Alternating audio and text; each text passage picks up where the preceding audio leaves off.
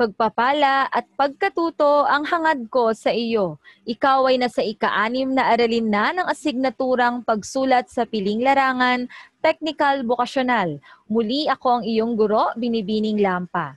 Bago tayo magpatuloy sa bagong aralin, magkaroon muna tayo ng pagbabalik-tanaw sa aralin 5, kung saan ay napag-usapan natin ang manual bilang referensyang material. Ito ang gabay sa paglalaan ng panuto, hakbang, o proseso kung paano gagamitin o pagaganahin ng isang partikular na kasangkapan. Napag-usapan din natin ang dalawang pangunahing uri nito. Nariyan ang user manual at ang handbook o faculty manual. Hangad ko na naging malinaw ang talakayan sa Aralin 5. Ngayon, maaari na tayong magpatuloy para naman sa Aralin 6 na nakasentro sa material sa promosyon, flyer at leaflet. Ang promosyon ay esensyal o espesyal na uri ng serbisyo na ginagamit sa larangan ng pagnenegosyo. Sa pamamagitan nito, nagbibigay ang mga kumpanya ng mas mababang halaga o presyo ng kanilang produkto at serbisyo ayon sa nakatakdang panahon. Nakatutulong din ito upang maakit ang mga target na mamimili o yaong mga takaw-tawad na consumer na tangkilikin ang nasabing produkto o serbisyo. Para sa araling ito, magpo-focus tayo sa paraan ng pagbuo ng flyer at leaflet bilang material pampromosyon. Gamitin nating paraan ang mga sumusunod na layunin. Una, nasusuri ang halimbawa ng flyers at leaflets batay sa itinakdang pamantayan gaya ng larawan. Ikalawa, nabibigyan ng halaga ang material pampromosyon bilang pangangailangan sa negosyo.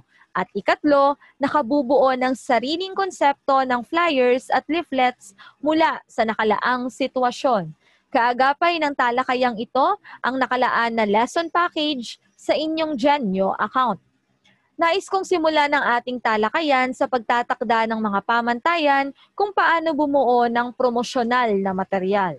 Una, sa promosyon, kailangang isaisip ang reputasyon at imahe ng kumpanya habang iniaakma ang mga gawain sa target market. Sa pagbuo ng promosyonal na material, sikapin nating makapag-iwan ng positibong impresyon sa ating target na mamimili. Dapat sa paraan na hindi natin naisasantabi o naisasawalang bahala ang dangal o reputasyon ng kumpanya. Mahalaga na maisakonteksto natin ang binubuong flyer o leaflet ayon din sa katangian at pangangailangan ng target na mamimili. Halimbawa, kung ikaw ay inatasang bumuo ng flyer para sa isang fast food chain na pampamilya at pangbarkada, maaari kang maglaan dito ng mga larawan na nagpapakita ng pamilya at pagkakaibigan na kumakain sa nasabing fast food. Paraan ito upang lumabas pa rin ang refleksyon ng pagkakakilanlan ng target na market na tumatangkilik sa nasabing produkto. Okay? Pangalawa, maghandaang mabuti ang mga material na gagamitin sa pamamagitan ng testing. Sa proseso ng testing, isinasaalang-alang natin ang dalawang variable. Ang una ay para sa identity o pagkakakilanlan ng kumpanya. Pangalawa ay para naman sa identity at pangangailangan ng target market. So ang kumpanya at target market ang pangunahing isinasaalang-alang sa pagpili ng mga material na gagamitin. Kailangan mapanatiling balanse ang konteksto ng dalawa sa bubuing promosyonal na material. Ikatlo, bumuo ng tema na naangkop sa layunin ng promosyon. Tema ang magdidikta kung ano ang larawan, teksto at disenyo na ilalapat sa bubuing promosyonal na material. Kaya mahalaga na magkakaugnay ang mga ito ayon sa temang napili. Halimbawa, ang napili mong tema ay may koneksyon sa Kapaskuhan, partikular ang White Christmas. Kung White Christmas ang napili mong tema, inaasahan na lahat ng mga disenyo, larawan, maging ang kulay ng flyer ay umaangkop sa White Christmas. Maaari kang gumamit ng kulay puti, maglagay ng mga pictures o larawan na nagpapakita ng Kapaskuhan gaya ng Christmas tree, parol, imahe ni Santa Claus, niebe, mga regalo, pangangaroling at iba pa. Paraan ito upang maging malinaw kung ano ba talaga ang gustong ibigay na mensahe ng iyong tema. Ikaapat, Isaalang-alang ang kagustuhan at pangangailangan ng target market. Mag-isip tayo ng naaangkop na konsepto o ideya na magiging malinaw kung ano ang magiging benepisyo ng produkto o serbisyo. Mahalaga kasi na malinaw sa ating target market kung ano ang pakinabang na magiging epekto nito sa kanila. Ikalima, huwag tayong maglalagay ng mga hindi makatotohanang pahayag, iwasan ang pagiging eksaherado sa paggamit ng mga salita o ang paglalagay ng mga hindi beripikadong nilalaman o impormasyon. Sa halip, panatilihin natin ang pagiging realistiko o makatotohanan sa deskripsyon ng produkto o serbisyo. Paraan ito upang maiwasan ang pagkakaroon ng kaso at makapag-iwan ng negatibong impresyon sa ating customer. At ika-6, sumangguni sa mga empleyado at iba pang profesional kaugnay sa gagawing material pampromosyon. Ika nga sa isang pamosong linya, huwag mahihiyang magtanong dahil bahagi ng dokumentong teknikal ang pagkakaroon ng kolaborasyon. Bilang manunulat, mahalaga na sumasangguni o nagtatanong tayo sa ibang dalubhasa kung wasto na ba o angkop na ba ang mga impormasyon na inilalapat natin sa pagbuo ng dokumentong technical. Okay? So ngayon, mag-focus tayo sa katangian, pamantayan at paraan ng pagbuo ng flyer at leaflet. Unahin natin ang flyer. Ang flyer ay tinatawag ding circular handbill na ibinabahagi o ibinibigay sa maraming tao. Bigyan muna natin ng pansin ang susing salita na circular handbill. Himayin natin ang salitang ito. Pag sinabing circular o umiikot, dapat hindi ito nakapirmi sa isang pwesto o sa isang posisyon lamang. So gaya ng mga flyer na ibinabahagi natin, dapat ito ay naipapalaganap sa isang lugar o sa isang lipunang ginagalawan. No? Kapag mas marami ang nakakakuha ng kopya o nakababasa nito, mas malaki ang posibilidad ng pagtangkilik. Handbill. Handbill naman dahil ito ay inaabot sa pamamagitan ng kamay. Pero ngayon, hindi na lamang nakalimita sa pamamagitan ng kamay. Maaari na rin itong ipaskill o maaari na rin i-post sa social media account, no, kung saan mas mabilis ang proseso ng pagbabahagi. Mahalaga ito sa maliliit o nagsisimulang negosyo. No? Practical kasing gamitin ng flyer kasi mura lang ang halaga ng mga material na maaaring ilapat dito gaya ng papel. Hindi mo kailangan gumamit dito ng espesyal na uri ng papel o yung mga glossy na tekstura ng papel. Sapat na ang ordinaryong papel gaya ng bond paper para dito. Pagdating naman sa pagpiprint, kahit hindi colored o kahit black and white, pumapasok na yan sa pamantayan ng flyer. Ang mahalaga ay nababasa ng maayos ang konteksto nito. Okay? At syempre, dapat naglalaman lamang ito ng maiikling salita o teksto. Iwasan ang paggamit ng mahabang pangungusap o ng mga talata dahil hindi naman ito ganap na binabasa ng consumer. Okay? Pagdating naman sa gampanin, mas malawak pa sa pagnenegosyo ang nagagawa ng flyer. Maaari rin itong gamitin sa mga sumusunod na aktibidad. Ipatangkilik ang mabuting serbisyo, gaya ng mga social activities, nandiyan ang outreach program, okay? Kaya halimbawa magkakaroon ng libreng bakuna sa isang partikular na lugar, so pwedeng idaan yan sa isang flyer para malaman na may magaganap na ganitong serbisyo sa isang partikular na lugar. Pangalawa, hikayatin at padalahan ng sosyal, relihiyoso at politikal na mensahe ang tao. Pwede rin gamitin ng flyers sa mga propaganda at kampanya. Kung may mensaheng gustong ipahatid sa tao, madaling proseso ang flyer. Kung may papakilalang persona o kandidato sa lipunan, ginagamit din ang ganitong material pampromosyon. Ikatlo, mag-recruit ng kaanib.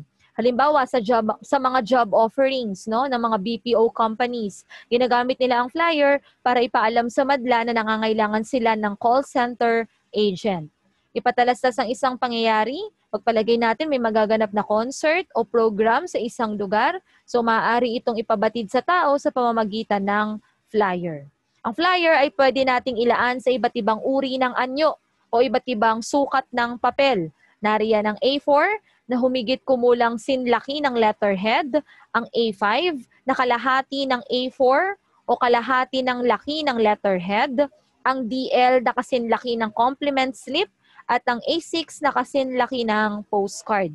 Sa A4 kasi, ito yung uri ng flyer na pwedeng ipaskil, kaya malaki ang sukat nito. Pero yung mga sumunod, kailangan ina-adjust na rin natin yung gagamitin nating font size, disenyo ng larawan o laki ng larawan, pati na rin yung dami ng teksto. No? Ina-adjust natin yan sa uri o laki ng papel na gagamitin para sa flyer. Pag-usapan naman natin bilang pagpapatuloy ang mga pamantayan kung paano bumuo ng flyer. Una, kailangan mayroon ka munang pamagat. Sumulat ng pamagat at nataglay ang mga sumusunod na pamantayan. Una, simple at maikli. Simple sa konsepto na madaling naiintindihan ayon sa ginamit na salita o wika. No? Dapat ito ay mag-iwan ng komprehensibong epekto sa tao. Maikli, no? Maikli dahil may limitadong bilang ng salita na ginagamit dito. Dapat hindi ito hihigit o sosobra sa 5 bilang ng salita. Mahalaga rin na dapat kasya ito sa isang linya para isahang basa na lang at nakalagay sa sentro ng pahina. Hindi sa gilid, hindi sa taas, hindi sa baba, kundi sa sentro para unang tingin pa lang kitang-kita na ng consumer. Okay? Ginagamitan ng mas malalaking font kaysa sa buong teksto. So, kailangan maipakita na highlight talaga ng flyer ang pamagat. So, pwedeng lapatan ng malaking font o ng mga makakapal na font. Basta madali itong nakikita o nababasa dapat ng mga consumer. At rekomendado rin ang paggamit ng malalaking letra o all caps para kahit nasa malayo yan, madali itong naaaninag at nababasa. Okay? O, pangalawa naman, gawing simple ang mensahe. Dapat ay hindi na kailangang basahin ng mambabasa ang kabuuan ng flyer. Kung maglalaan tayo ng mga teksto para sa description, sikapin natin na maiikli lamang ito at madaling basahin sa limitadong oras. No? Huwag natin gawing essay o mala-artikulo ang lalamaning description o mensahe ng flyer. Pangatlo, magdagdag ng larawan o grapikong presentasyon, iwasan lamang ang sobrang paglalaan ng larawan upang hindi magmukhang siksik at magulo. Ibalanse natin yung dami ng teksto at yung dami ng larawan. Okay? Pati yung pwesto. Dapat nasa iisang pwesto lang lahat ng teksto o ng mga salita at nasa iisang pwesto lang din lahat ng mga larawan. Paraan ito upang hindi maging magulo o siksik ang impresyon ng flyer na ating binubuo. Pang-apat, maglagay ng description sa ibaba ng larawan, nararapat na maikli at detalyado, maaaring sumaklaw ito ng 2 hanggang 3 linya, lapatan ng malaking letra ang mga susing salita. Kung meron tayong pamagat na naka-all caps, meron ding tinatawag na description o yung caption o subtitle na inilalagay natin, no, sa flyer. So, pwedeng ang estilo nito, malalaking letra na lang ilalapat natin sa mga susing salita o keywords. Sikapin din natin na mabilis itong mababasa, limitado lang din ang bilang ng salita, no, hanggat maaari na sa 2 hanggang 3 linyahan o pangungusap lamang bilang description. At siguraduhin natin na ito ay makatotohanan. Ikalima, huwag kalimutang ilagay ang numerong dapat tawagan ng mga interesado sa nilalaman ng flyer. No? Mahalaga yan na mag-iwan tayo ng mga contact details, paano tayo maaabot ng mga interesanteng mamimili. Pwede nating ilaan dito ang ating cellphone o telephone number, ang email ad, o yung website kung saan maaaring makontak o maaaring matagpuan ng mga iba pang impormasyon kaugnay sa produkto at serbisyo.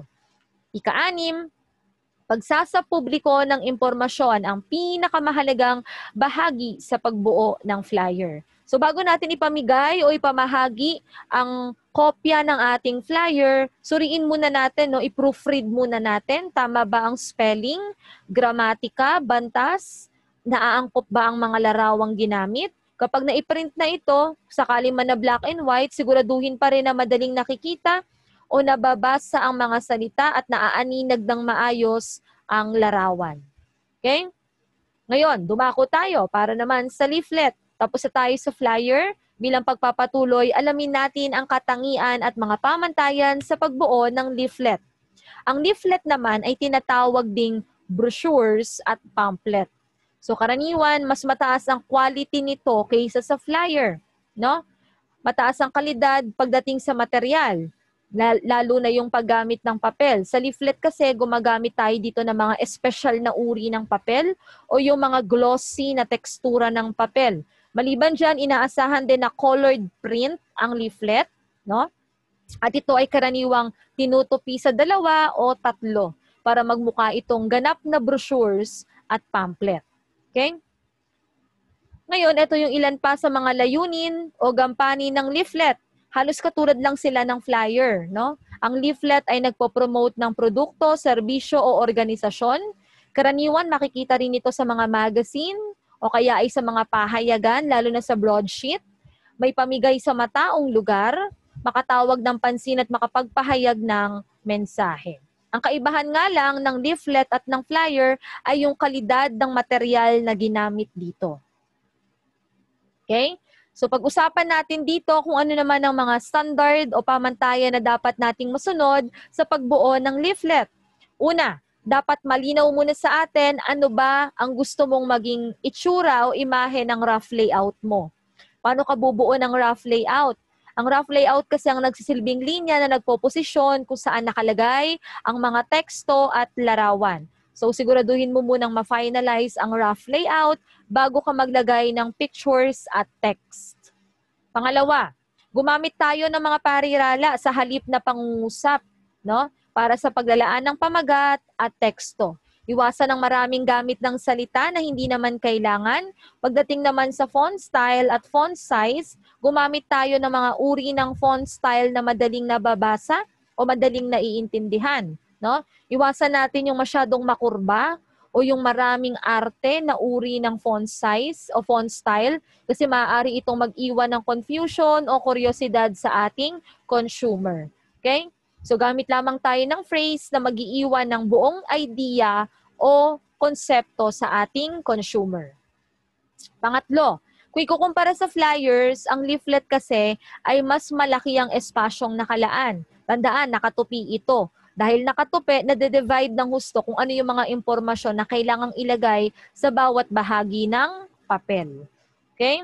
So kung mas maraming impormasyon, mas informative ang leaflet. Yun nga lang, hamon ito sa mga bumubuo ng leaflet kung paano mo gagawing attractive o malikhain pa rin ito sa kabila ng maraming impormasyon. Paalala lang, parang flyer lang din, mag-iwan tayo ng mga contact details o information gaya ng web link o website, telephone o cellphone number o yung official page kung saan maaaring magtanong o makahanap ng karagdagang impormasyon sa ating produkto o serbisyo. Ika-4, maglaan tayo ng mga larawan o grapikong presentasyon na naaangkop sa ating leaflet, no? Pero iwasan yung paglalagay ng maraming teksto. Balansihin muli natin yung dami ng larawan at yung dami ng teksto. Okay? Ilagay lang natin sa isang maayos na posisyon ang mga ito.